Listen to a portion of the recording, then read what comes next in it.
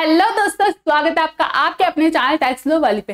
दोस्तों इस बार ना रिजीम चेंज होने की वजह से ना आईटीआर की ड्यू डेट्स में ना कुछ चेंजेस हुए हैं। तो आज की वीडियो में हम यही डिस्कस करने वाले हैं कि आईटीआर ड्यू डेट्स में क्या एक्सटेंशन हुई है, क्या क्या चेंजेस हुए हैं, ओल्ड में क्या है, न्यू में क्या है। तो चलिए वीडियो को शुरू करते हैं। तो देखो, जैसा कि आप सब जानते होंगे कि हमारे टैक्स के ना दो रिजीम्स है, एक ओल्ड टैक्स रिजीम है, एक न्यू टैक्स रिजीम है। अब ओल्ड टैक्स रिजीम में क्या है कि हमारा न्यू और ओल्ड में ना कुछ डिफरेंस है। मैं आपको सारा डिटेल में आज की वीडियो में डिस्कस करूंगी। इस वीडियो के बाद कोई आपको डाउट नहीं रहेगा। तो देखिए, वैसे हमारी जो आईटीआर की जो ड्यू डेट होती है, चाहे कोई भी रिजीम हो, ओल्ड हो न्यू हो, तो हमारी ड्यू डेट क्या होती है, 31 जुलाई होती है। ठीक है, एवरी ईयर 31 जुलाई होती है। लेकिन अभी क्या चेंज आया है न्यू रिजीम में और ओल्ड में, काफी लोग क्या करते थे, अभी भी देखो 31 जुलाई ही है ड्यू डेट, लेकिन क्या होगा कि आप कई बार ना क्या होता था, बिलेटेड रिटर्न लोग फाइल कर देते थे। लोग इतना बोदर ही नहीं करते थे कि कौन जुलाई का वेट करेगा, बाद में भी हो ही जाती है, थोड़ी सी पेनल्टी लगती है, हम बाद में कर लेंगे। लेकिन यहाँ पर एक चेंज आया है। तो अगर आप अपनी ओल्ड टैक्स रिजीम में अपनी आईटीआर को फाइल करना चाहते हैं तो आप सिर्फ 31 जुलाई तक ही अपनी आईटीआर को फाइल कर सकते हैं।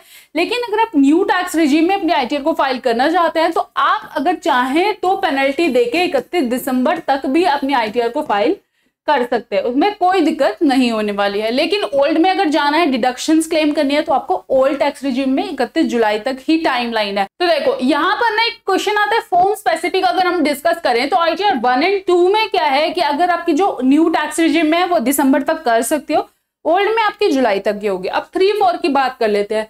3 और 4 में ना एक बहुत बड़ा चेंज आया है यहाँ पर कि क्या आया है, अब आपको ना 10 IEA फॉर्म करना पड़ेगा। पहले नहीं होता था, आपका डिफॉल्ट रिजीम आएगा, वो आपका न्यू रिजीम आता है, न्यू टैक्स रिजीम आपका डिफॉल्ट रिजीम आएगा। और अगर आपको ओल्ड में ऑप्ट आउट करना है, ओल्ड में चेंज करना है, तो आपका क्या करना पड़ेगा, यहाँ से फॉर्म 10 IEA फॉर्म फाइल करना पड़ेगा, तभी आप अपने ओल्ड टैक्स रिजीम में अपनी रिटर्न को फाइल कर पाओगे। अब मैं आपको दिखाती हूँ। देखो, तो देखो पहले क्या लोग सोच रहे थे ना कि हमारा ना TDS अभी तक अपडेट नहीं हुआ है, तो मैं आईटीआर फाइल ही कैसे करूँ। तो अगर आप देखेंगे डिटेल्स, तो अभी हमारी जो मार्च की एंट्रीज है वो रिफ्लेक्ट होने लगी है। 31 मई तक की TDS की जो ड्यू डेट होती है वो रिटर्न फाइल हो चुकी है। अगर अभी भी किसी की न्यू तो 1-2 दिन और रुक जाना, फिर अपनी रिटर्न को फाइल करना। लेकिन अब जून आ चुका है, आप अपनी रिटर्न को फाइल करने के लिए बिल्कुल तैयार हो, अब किसी का वेट नहीं करना है। दूसरा क्या है, देखिए दूसरा है, अगर मैं आईटीआर 3 और 4 की बात कर लेते हैं यहाँ पर, तो देखिए यहाँ पर सीधा सीधा लिखा हुआ है कि आपका जो न्यू टैक्स रिजीम है वो डिफॉल्ट टैक्स रिजीम है। आपको 10 IEA फॉर्म फाइल करना पड़ेगा, और आपको ये कब करना पड़ेगा, ड्यू डेट से पहले।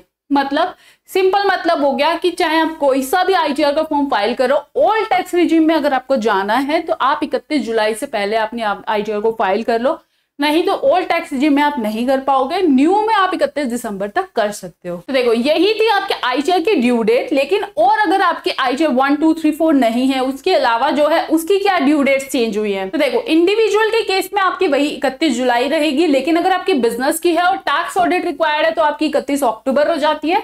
और अगर आपकी ट्रांसफर प्राइसिंग का केस है तो 30 नवंबर हो जाती है। फिर है आपका रिवाइज रिटर्न। क्या होता है कि आपने एक आईटीआर तो फाइल कर दिया, लेकिन आपकी जो आईटीआर है ना वो गलत फाइल हो गया, आप उसको रिवाइज करना चाहते हैं, कुछ इन्फॉर्मेशन में चेंज करना चाहते हैं, तो आप रिवाइज रिटर्न फाइल करेंगे।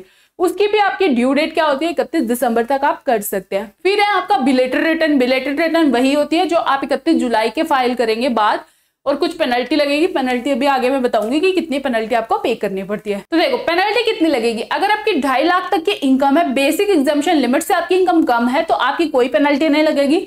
अगर 2.5 से 5 लाख रुपए तक की इनकम है तो 1000 रुपए की पेनल्टी लगेगी, और 5 लाख के ऊपर होते ही आपकी 5000 रुपए की पेनल्टी लगेगी। यही आईटीआर में बड़ा चेंज आया है। तो दोस्तों अपनी आईटीआर को ना टाइमली 31 जुलाई से पहले फाइल कर दो, जिससे आप डिडक्शंस का क्लेम कर सको। अदरवाइज ओल्ड टैक्स रिजीम में तो भूल जाना, फिर आप फाइल नहीं कर पाओगे। न्यू में ही आपको करनी पड़ेगी, और न्यू में कोई भी डिडक्शन अवेलेबल नहीं है। और अगर आपको वीडियो अच्छी लगे तो वीडियो को लाइक जरूर करना, चैनल को जो सब्सक्राइब कर देना ऐसे इन्फॉर्मेशन सबसे पहले पाने के लिए। दूसरा, हमने टेलीग्राम ग्रुप और व्हाट्सएप ग्रुप का लिंक डिस्क्रिप्शन में डाल दिया, फटाफट से जाके ज्वाइन कर लो। और अगर आप हमसे टैक्स कंसल्टेंसी या आईटीआर के रिलेटेड कंसल्टेंसी या सर्विसेज लेना चाहते हैं तो आप नीचे दिए गए नंबर पे हमें कॉन्टैक्ट कर सकते हैं। तब तक के लिए मिलते हैं अगली वीडियो में। Bye bye, take care.